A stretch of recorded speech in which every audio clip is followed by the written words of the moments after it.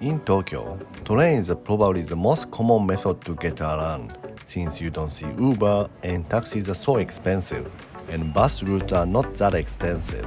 In today's video, I'd like to guide you to how to get around Tokyo by trains. In Tokyo, you will see several different train companies, and each of them asks for different tickets. So first, let's see how to get tickets for your train. If you are visiting Tokyo for the first time, the video I explained about Tokyo's maps and train system might be your help too. Now let's see how you can get your train ticket in the station.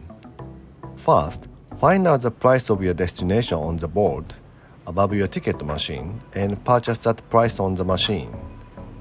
If you see your destination is 160 yen, click the 160 yen on the machine and put money. The small paper ticket comes out.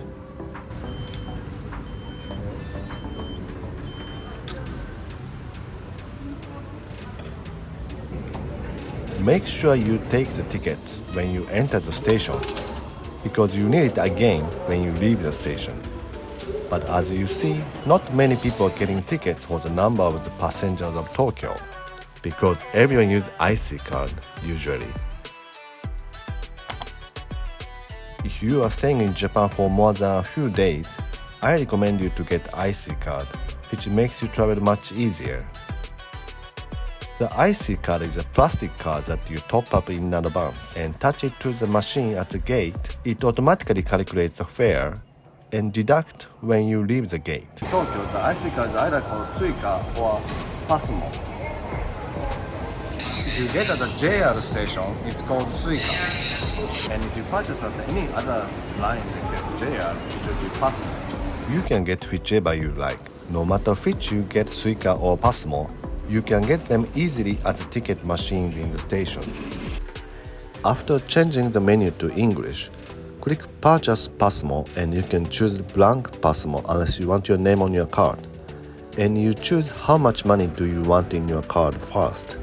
You need to deposit 500 yen, which is about $3 to $4, so your balance will be minus 500 yen from the amount you purchased.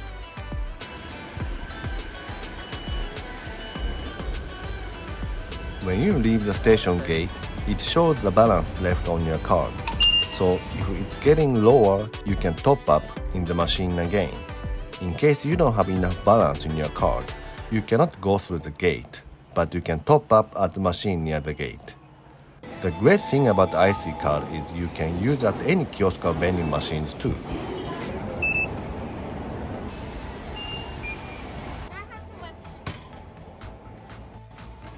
And also, you can use them in other major cities in Japan such as Osaka or Fukuoka. If you stay in Japanese cities for a few days, it's worth getting it.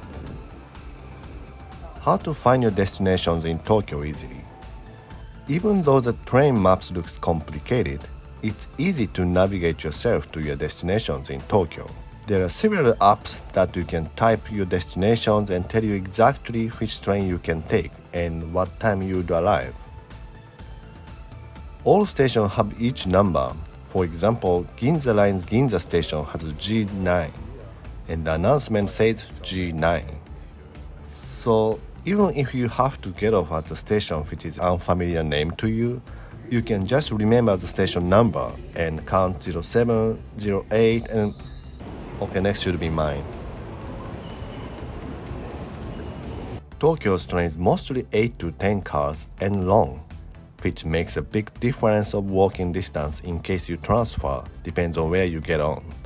So there are a list of stations on the platform wall saying which car you should get on for the certain stations.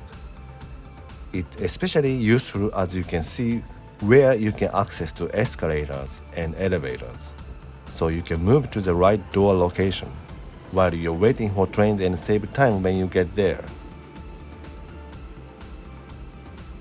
There are some things you might want to know when you get on train. In the busy morning trains, it's almost impossible to get on train with your large suitcases. So plan your travel so that you don't have to take the early morning trains. Some station doesn't have door and train comes in with high speed.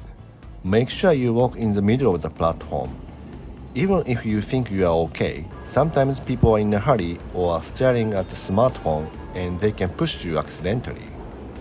So you might want to stay away from near the tracks. In morning rush hours, many trains set women's only car, and that is usually set to the front or back of the trains. If you are female or the group of female travelers, you can use the car, but otherwise you want to avoid it. You don't get into trouble, but just you have to spend an awkward moment until the next station.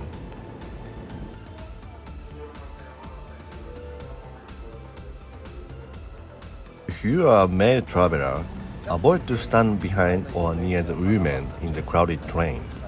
And also try to raise your hand higher than your chest. And some information for handicapped travelers or passengers with less mobilities. Because of the Olympic game, almost every station in Tokyo are equipped with elevators so that you can have access from ground to the platform without using staircases. Even if there are escalators, sometimes you can get trapped in the middle as it suddenly changes to stairs. So in case you find it difficult to use staircase, I recommend you to take some moment at the platform and check the map of the station. If you try to get out this way, there's a stairs here suddenly. Only this part is stairs. There is a website that you can check the accessibility of each station, so I put in the descriptions. Trains are the most developed public transportation in Tokyo, and the city is planned based on the stations. So once you get used to it, it's convenient. If you want to make sure your travel is less stressful, it's a good idea to choose hotels near stations. Also, if you are with someone with less mobility, you might want to consider using taxi time to time. As said earlier, we don't have Uber, so no ways to expect how much it will be, but at least all taxis are metered in Tokyo. If you have a choice, I recommend you to choose a taxi that is black and taller, as it's easier to get on and off. That's all for today. Thank you for watching. I'll post videos about Tokyo and Japan weekly or more, so I hope you come back again. Please let me know if you have any questions or any topics that I can make videos about. Have a great day until next time.